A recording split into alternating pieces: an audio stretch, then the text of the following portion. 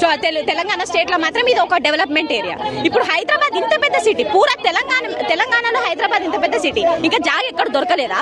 ఇంత మంచి నేచర్ ని మీరు ఇంతగానో ఆ ల్యాండ్ గురించి మాట్లాడుతూ ఉన్నారు. 400 ఎకరాలు మా యూనివర్సిటీ అని మాట్లాడుతున్నారు, కానీ అసలు ఆ ల్యాండ్ కు ఈ యూనివర్సిటీకి ఎలాంటి సంబంధం లేదు. యూనివర్సిటీకి సంబంధం లేనప్పుడు బుల్డోజర్లు మా యూనివర్సిటీలో ఎందుకున్నాయి? యూనివర్సిటీకి సంబంధం లేదు. 400 ఎకరాల్లో ఉన్నాయి. మా యూనివర్సిటీ అండి, మేమున్నది అది మా క్యాంపస్ లోపల ఉన్నది, మా కంపౌండ్ లోపల ఉన్నది. అది ఏమంటున్నారంటే ఇది ప్రజల ఆస్తి, ప్రభుత్వ విజయం, మేము కోర్టులో కేసేసి కొట్లాడి గెలుచుకున్నాం. ఇది అప్పుడెప్పుడు ప్రైవేట్ సంస్థ కేటాయించిన 1974 యూనివర్సిటీ ఎస్టాబ్లిష్మెంట్ అయింది. అప్పుడు మాకిచ్చింది యూనివర్సిటీ ల్యాండ్ కేవలం అకాడమిక్ పర్పస్ కి మాత్రమే యూజ్ చేయాలని చెప్పి, అవునా కదా? యూనివర్సిటీ ల్యాండ్ అకాడమిక్ పర్పస్ కి యూజ్ చేయడం. ఇప్పుడు యూనివర్సిటీ ల్యాండ్ కాదని చెప్పినప్పుడు యూనివర్సిటీ స్టూడెంట్స్ ఎందుకు రేగుతున్నారు నాకు అర్థం కాదు.